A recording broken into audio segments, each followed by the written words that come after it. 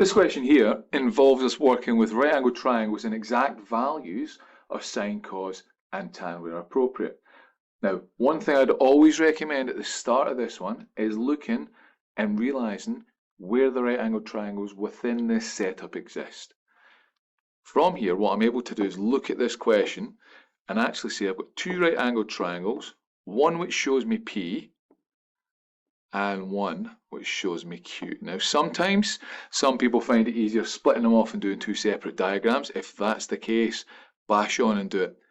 If you are happy enough keeping them as one diagram, nobody will stop you. Just make sure that you're getting it right when you're doing it.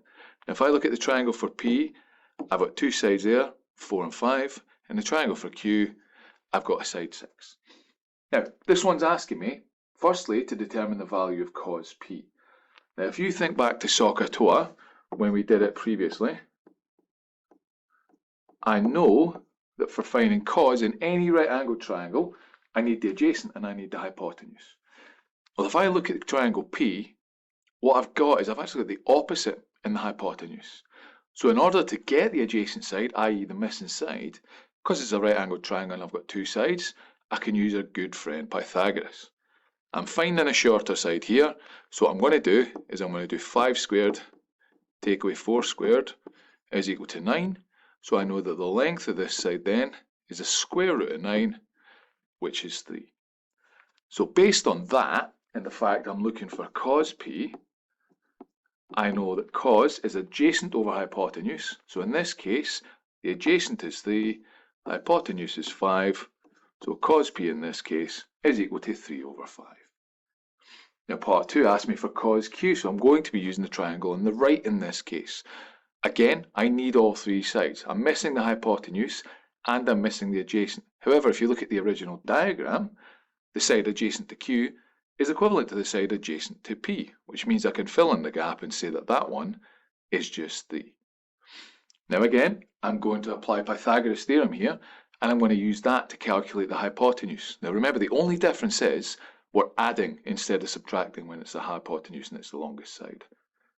So if I do 6 squared plus 3 squared, 6 sixes are 36, 3 squared is 9, what that gives me is 45.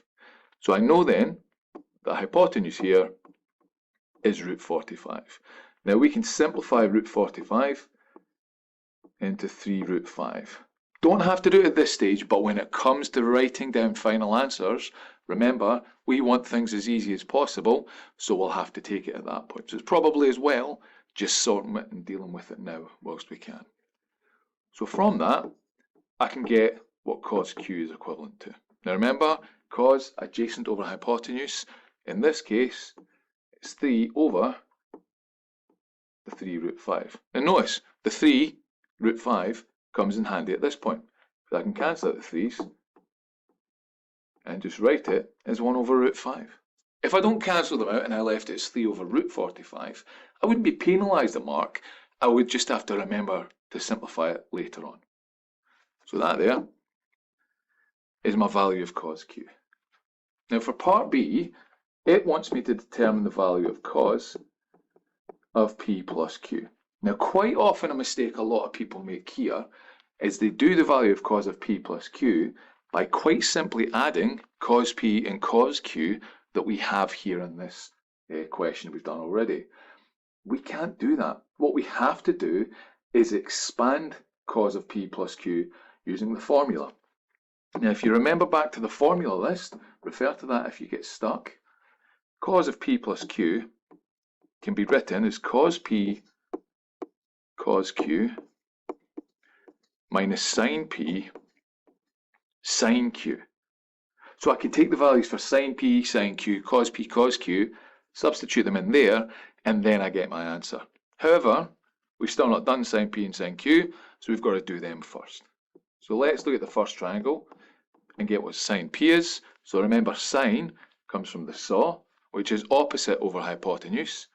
So in this case, sine P is 4/5, and sine Q comes from the second triangle. Again, still opposite over hypotenuse.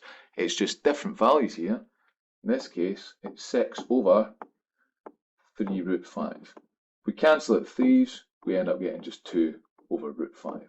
Again, if you don't cancel out, we keep root 45 here, there's no issue at that stage, but you will have to simplify at the end. We want these to be as nice, simple and easy as possible, remember. What we now do, now that I have all 4 of those values, I plug them in. So cos of p cos q becomes 3/5 times 1 over root 5. So then take away sine p sine q, so it's then going to be take away 4/5 times 2 over root 5. What I then do is put this all together and I simplify it. Now you'll notice they're all over the common denominator of 5 root 5, so let's just stick that in straight away. So I've got 5 root 5. The first one gives me 3 times 1, which is 3. The second one gives me 4 times 2. Remember the subtract. Just take away that. So 3 minus 8 gives me 5 over 5 root 5. With the negative, remember, that ends up giving me negative 1 over root 5 is my solution.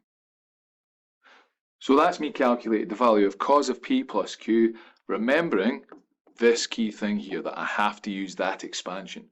Don't fall into the trap with the cos of p plus q of just quite simply adding the cos p and the cos q. That's a very, very common error we see, and it's one that we want to avoid if possible.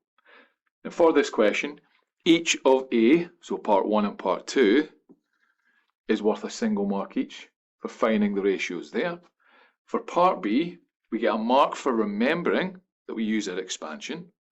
We then get a second mark for using the values in the expansion here, and we get a third mark for our final solution at that point there.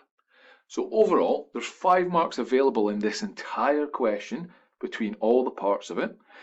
And if we make sure that we're following the steps that we need to, we're remembering our SOHCAHTOA and Pythagoras and our expansions, they should hopefully be 5 marks that we get in the bag. Easy peasy, lemon squeezy.